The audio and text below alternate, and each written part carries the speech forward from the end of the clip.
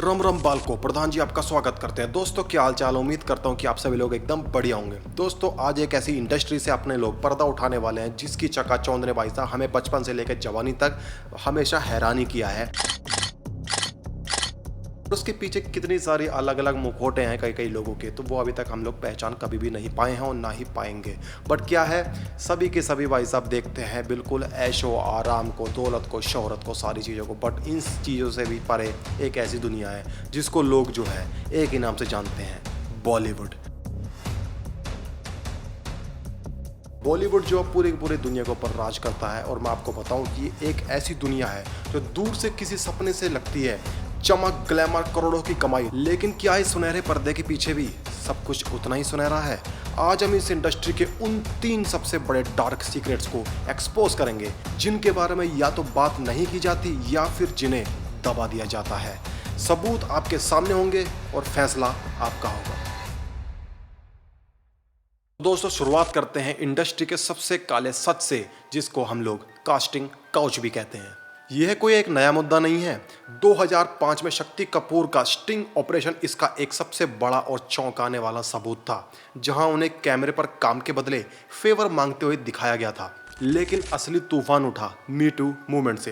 तनुश्री दत्ता और नाना पाटेकर केस 2018 में तनुश्री दत्ता ने 2008 की एक घटना का जिक्र किया है, जहां उन्होंने एक्टर नाना पाटेकर पर सेट पर यौन उत्पीड़न का आरोप लगाया था। यह वो चिंगारी थी जिसने बॉलीवुड को हिला दिया था। अब आप खुद यहाँ पे सोचिए कि नाना पाटेकर जैसे लेजेंड एक्टर पर इस टाइप के संगीन आरोप भी लग सकते हैं। अब हमको ये नहीं पता कि इस बातों के अंदर कितनी सच्चाई है, कितना झूठ है। ये चीज़ तो भाई साहब या तो नाना पाटेकर साहब जाने या बॉलीवुड के वो दिग्गज जाने जिनके साथ वो काम कर चुके हैं। इसी के साथ ही अगर हम बात करें संस्कारी पिता की इमेज वाले एक्टर आलोक नाथ पर प्रोड्यूसर विनीता नंदा ने कई साल पहले एक बलात्कार का गंभीर आरोप भी लगाया है। इन आरोप ने यह साबित किया है कि इंडस्ट्री में पद और प्रतिष्ठा का इस्तेमाल करके किस तरह से शोषण किया जाता है। अब आप लोग यहीं से अंदाजा लगा सकते हैं कि अगर किसी की इमेज हमने बड़े पर्दे पर या बड़ी स्क्रीन पर इतनी साफ देखी है, बट इसके अंदर कई चीजें ऐसी हैं जो भाई साहब ब्लेम करती हैं एक दूसरे को, और हम लोग उस पर विश्वास भी नहीं कर पाते हैं। कई लोगों का एक साइड होता है और वही दूसरे लोगों का दूसरा साइड भी होता है।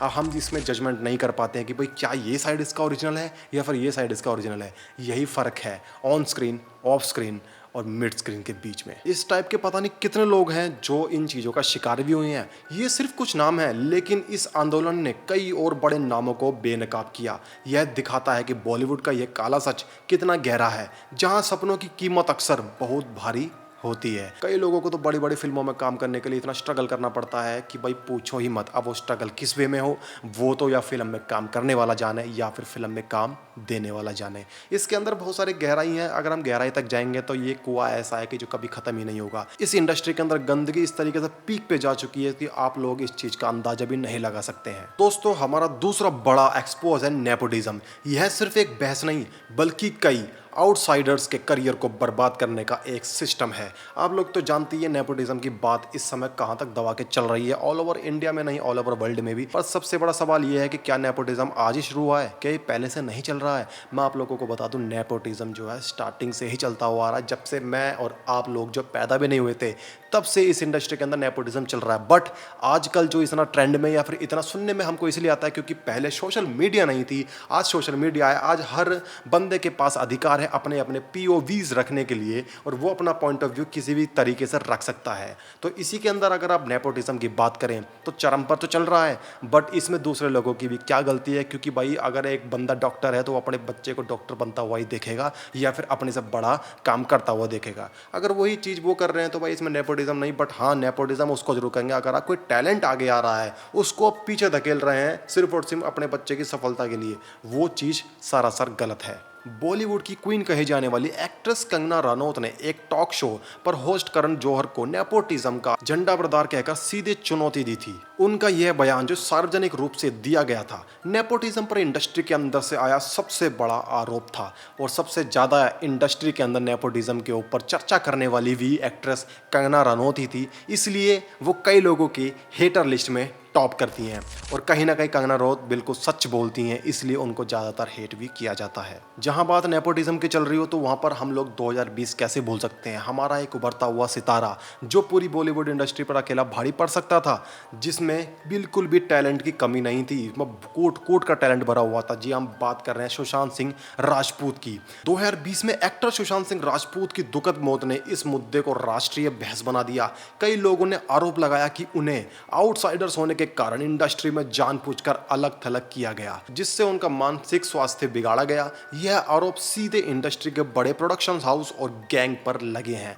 अब इसके अंदर कौन से बड़े लोग हैं, कौन से बड़े प्रोडक्शन हाउस और कौन सी इनका पूरा कार्टेल है जिनके ऊपर ये वाला संगीन आरोप लगा, ये आप, मैं या फिर कोई तीसरा नहीं बल्कि ऑल ओवर इंडिया जानता। बट हो ये रहा है कि कोई भी उनके ऊपर आवाज़ उठाने से डरता है, क्योंकि भाई साहब अगर कोई भी बंदा इस इंडस्ट्री के अंदर गॉडफादर है, गॉडफादर के ऊपर अगर आपने उंगली उठाई तो समझ लीजिए आपका करियर खत्म। जितने भी मुद्दे मैंने अभी तक इन वीडियो के अंदर गिनाए हैं, इनसे सारा का सारा ये साबित होता है कि इंडस्ट्री में टैलेंट से ज़्यादा कनेक्शन को महत्व दिया जाता है। और ये दोनों उदाहरण इस बात का सीधा सबूत है कि आउटसाइडर्स को किस तरह दोयम दर्जे का समझा जाता है। अब आप लोग यहीं से जजमेंट कर लीजिए कि भाई किस टाइप के बंदे हैं वो जो आज पीक पर बैठे हैं। क्या वो उन्होंने भी नेपोटिज्म का सामना किया था या फिर वो खुद ही नेपोटिज्म को जन्म देने वाले हैं। तीसरा और शायद सबसे कॉमिकल लेकिन शर्मनाक सच है चोरी का कल्चर।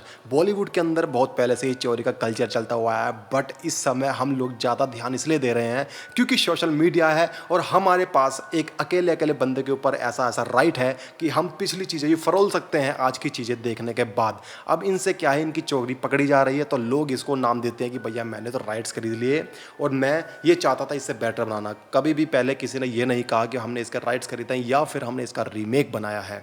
अगर ये सीधे सीधे लफ्ज़ों में बात करें तो बॉलीवुड ने ना सिर्फ अपनी कहानियों बल्कि अपना संगीत भी धड़ल्ले से हॉलीवुड, कोरियन फिल्मों और पाकिस्तानी संगीत से चुराया है। अब ये वाली बात पर मुझे तो प्रूफ देने की बिल्कुल जरूरत ही नहीं है, क्योंकि भाई साहब इंडस्ट्री के आप भी थोड़ा बहुत कहीं ना कहीं हिस्सा बने हुए हैं। कोई ना कोई गाना तो आपने भी ऐसा सुना होगा जो कहीं ना कहीं आपको लगाओ कि यार ये पहले साउथ का था, अब ये नॉर्थ का कैसे हो गया, ये पाकिस्तान का म्यूजिक था ये अब इंडिया का कैसे हो गया, या फिर इंडिया का म्यूजिक है पाकिस्तान का कैसे हो गया। अलग अलग तरीका का कल्चर है, अगर आप मिक्सअप करके दोगे तो भाई खिचड़ी ही बनेगी।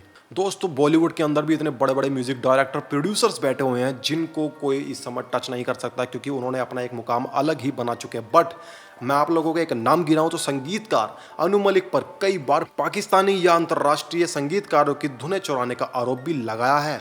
उदाहरण के लिए उनका गाना मेरा मुल्क मेरा देश एक इजरायली धुन से काफ़ी मिलता जुलता है। अब आप जाकर वो चीज़ गूगल कर सकते हैं। अगर यही बात करें तो फिल्मी कहानियों की भी नकल 90 के दशक से लेकर आज तक कितनी ही फिल्में हॉलीवुड फिल्मों की हूबहू नकल हैं। फिल्म कांटे, रिजर्वियर डॉग्स या फिर अकेले हम अकेले तुम, मतलब क्रैमर वर्सेस क्रैमर जैसे उदाहरण सार्वजनिक रूप से मौजूद है। आप जाकर इन सारे उदाहरणों को चेक कर सकते हैं, आपको ए टू जेड डिटेल पता चल जाएगी कि हाँ भाई मुझे लगता है कि हूबहू कॉपी पेस्ट मार दी गई है। ये सारी चीज़ें जो है यह साबित करता है कि करोड़ों की कमाई करने वाली इस इंडस्ट्री के पास या तो ओरिजिनल कंटेंट की कमी है या फिर ये बिना मेहनत के पैसा कमाना चाहते हैं। मतलब कि गल्ला कोई दूसरा शुरू करे, हमको जाके सिर्फ बैठना है। ये वाली सीन है। अब इंडस्ट्री के अंदर कई लोग कहते हैं कि यार हम कोई रीमेक किंग बोलते हैं, रीमेक। अरे भाई तुम हो रीमेक किंग। आजकल जो है नॉर्थ इंडस्ट्री के मुकाबले साउथ इंडस्ट्री इतना ग्रो क्यों हो रही है, क्योंकि साउथ इंडस्ट्री को पता है कि कंटेंट कैसे बनाते हैं और उनको दिखाना क्या। और बात करेंगे नॉर्थ की, नॉर्थ में भाई साहब ले देकर एक दो इंडस्ट्री के दिग्गज ऐसे हैं जो इंडस्ट्री को संभाले पड़े हैं, अदरवाइज इंडस्ट्री किसी काम की भी नहीं है। इस इंडस्ट्री के पास सिर्फ वल्गैरिटी या फिर वायलेंस के नाम पे और कुछ भी नहीं है। अगर बॉलीवुड इंडस्ट्री के अंदर किसी को पैसा कमाना है या फिर किसी भी प्रोड्यूसर को पैसा कमाना है तो उसके पास ले देकर दो ही चीज़ है, वायलेंस या फिर न्यूडिटी, वल्गैरिटी। अदरवाइज इनके पास कोई स्क्रिप्ट नहीं है। बात दोस्तों इतनी नहीं है, बल्कि बहुत सारे ऐसे काले रहस्य हैं जो बॉलीवुड इंडस्ट्री के अंदर दफन है, जैसे अंडरवर्ल्ड का कनेक्शन होना या फिर नेपोटिज्म की बात हो या फिर कास्टिंग काउच की बात हो या फिर किसी का हक मारना हो।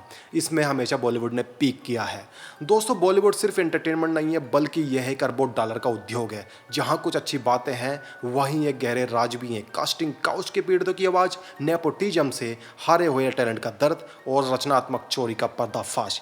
इसमें से कोई सी भी ऐसी चीज़ नहीं है जो हम भुला सकें या फिर हम इसे भुलाना चाहें, क्योंकि इसके अंदर चाहे आप जितने भी डीपली घुस लो, आपके अंदर चाहे जितना भी टैलेंट क्यों ना हो, आपको हमेशा स्ट्रगल करते करते ही आगे बढ़ना पड़ेगा। और स्ट्रगल जो है वो किस रूप से मांगती है ये हमको नहीं पता, ये स्ट्रगल करने वाले को पता है और साथ में दूसरे बंदे को पता है जो सामने से स्ट्रगल करवा रहा है। तो दोस्तों ये है पूरी की पूरी वीडियो। अब इस वीडियो के अंदर आप लोगों की क्या प्रतिक्रिया मुझे कमेंट करके जरूर बताएं। क्या आप इन चकाचौंध के पीछे के सच को जानने के बाद भी इस इंडस्ट्री को उसी नज़र से देखेंगे? अपनी राय कमेंट्स में जरूर दें। वीडियो को लाइक शेयर और कमेंट जरूर करें, चैनल को सब्सक्राइब जरूर करें अगर आप मेरे चैनल पर नए हैं तो। आप देख रहे हैं प्रधान जी, और जितना प्यार आप लोगों से मेरे चैनल के लिए दिया जाए दबा के आप दे सकते हैं, क्योंकि आपका खुद का चैनल। जल्दी मिलते हैं आपसे एक अनदर वीडियो के अंदर, तब तक के लिए दोस्तों जय श्री राम।